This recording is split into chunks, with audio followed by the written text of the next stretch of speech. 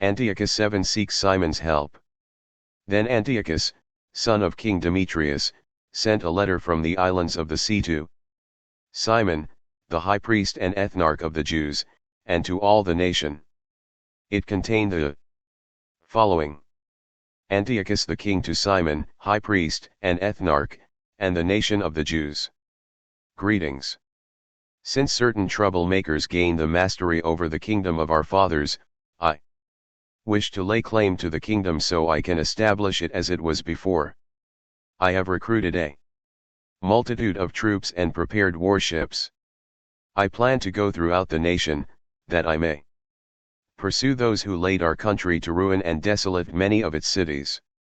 Now therefore, I validate your tax remissions, which the kings before me forgave you, and whatever other payments they remitted for you.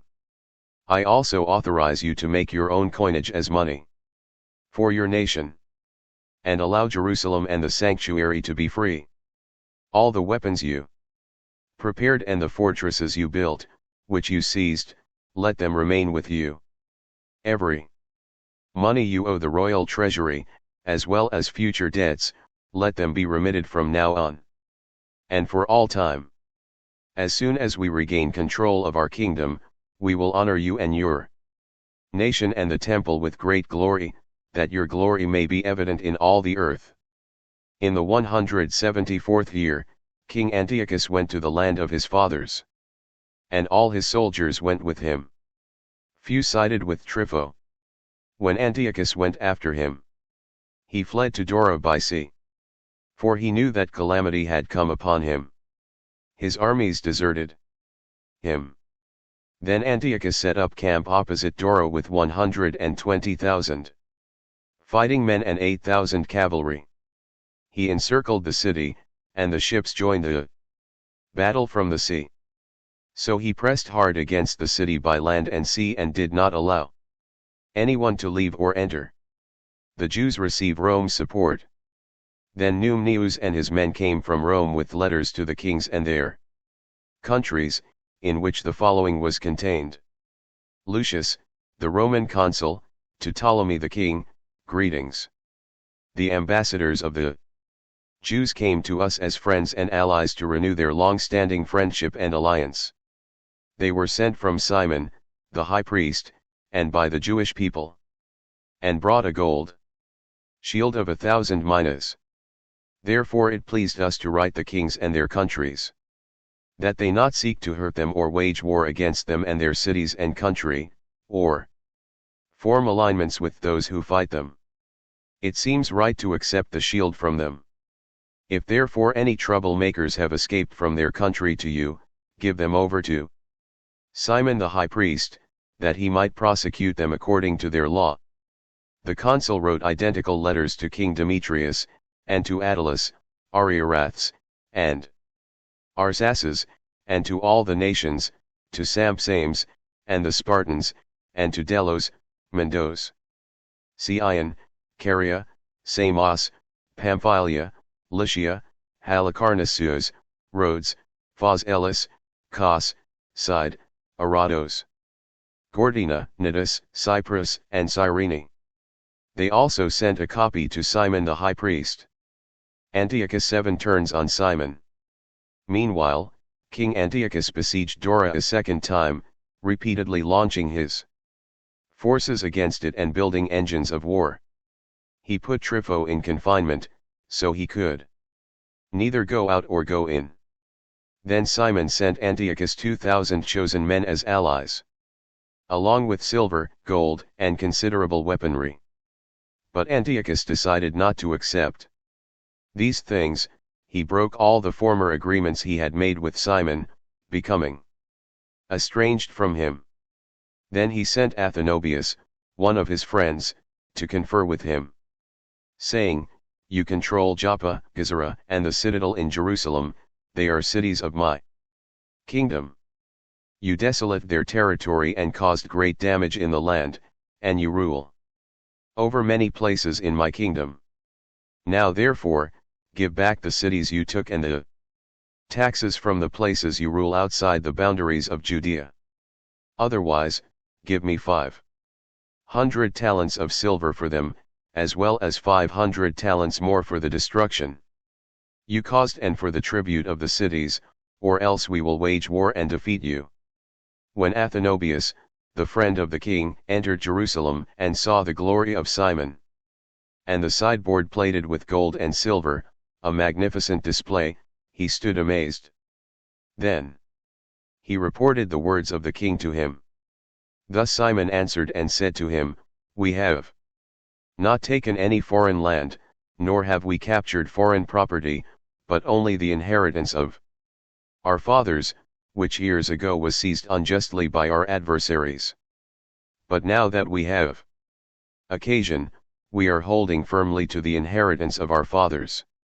And as for Joppa and Gizera, which you want, their people were causing great damage to our people and our country.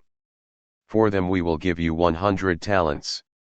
Athenobius said not a word in reply, but returned to the king in anger.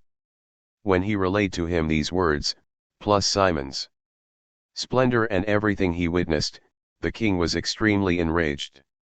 Now Trypho had boarded a ship and escaped to Orthosia. So the king made Cendebuus his commander-in-chief of the seacoast and gave him infantry soldiers and cavalry. He then ordered him to encamp opposite Judea, and further ordered him to build Kedron and strengthen its gates, and to wage war against the people. But the king himself pursued Trypho. When Cendebuus arrived in Jamnia, he began to harass the people. He also invaded Judea, took people captive, and killed them. Then he built up Kedron and stationed cavalry and soldiers there, so they could march through the roads of Judea, making roads as the king commanded him. Simon's sons defeat Cendebuus. Then John traveled from Gizera and told his father Simon the damage Cendebuus was inflicting. So Simon called his 2 oldest sons, Judas and John, and said to them, My brothers and I and my father's house have fought Israel's battles from our youth until this very day. Things have gone well for us, so as to rescue Israel many times over. Now I have become old, and you by his mercy are men of maturity. Take over my position and my brothers' role and go fight for our country, and may the help sent from heaven be yours. Thus John chose 20,000 fighting men and cavalry from the country. Together they marched toward Cendebuus and encamped overnight in Modin. They arose early, marching to the plain. Behold, a huge army was marching out to meet them, infantry and cavalry, and there was a stream between them. 6 John and his army faced off against them. And when he saw that his troops were afraid to ford the stream, he crossed first. His soldiers saw him and crossed behind him. He then divided up the men, putting the cavalry in the middle of the infantry, for the enemy's cavalry was very large. 8 When they sounded the trumpet, Cendebuus and his army were routed, and numbers of them fell wounded. The rest of them fled into the fortress. 9 Then Judas, the brother of John, was wounded, but John pursued them until Cendebuus reached Kedron, where he had done construction. When they ran into the towers in the fields of Azotus, John set them afire, and roughly 2,000 of their men perished. Then he returned to Judea in peace. John succeeds Simon. Now Ptolemy, the son of Abuabus, had been made governor to rule over the plain of Jericho. He had large hoards of silver and gold. For he was the son-in-law of the high priest. He was optimistic and full of determination to seize control of the country. So he developed an evil strategy to seize Simon and his sons by trickery. Now Simon was paying a visit to the cities throughout the country, concentrating on their needs. So he went down to Jericho along with his sons Mattathias and Judas in the 177th year, in the 11th month, the month of Shabbat. The son of Abubus received them with deceit in the little fortress called Doc, which he had erected, and he gave them a grand feast and hid the men there. So when Simon and his sons became drunk, Ptolemy and his soldiers emerged and grabbed their weapons. When they encountered Simon in the banquet hall, they murdered him along with his 2 sons and certain of his servants. Indeed, Ptolemy committed great treachery, returning evil for good. Ptolemy then drafted a report to the king about these things and asked that he might send him soldiers to help, and to secure their country and cities. He also dispatched soldiers to Gizera to seize John, and sent letters to military tribunes to come to him, so he might give them silver, gold, and gifts. Then he sent others to capture Jerusalem and the Temple Hill. But somebody ran ahead and told John in Gizera that his father and his brothers had been killed and that he has sent men to kill you as well. When John heard this, he was deeply shocked. He captured the soldiers who came to crush him and killed them, for he discovered they were there to kill him. The rest of John's words and his war history and brave acts, which he did so courageously, plus the heightening of the walls which he built, and his other accomplishments. Behold, they are written in the book of his high priesthood, from when he was first made high priest following his father. Notes from the previous page. 16:1-3 John was the 3rd son of Simon. He reigned from 134 to 104 BC. 1621 Ptolemy tried to kill John as well, but John's informers reached him first.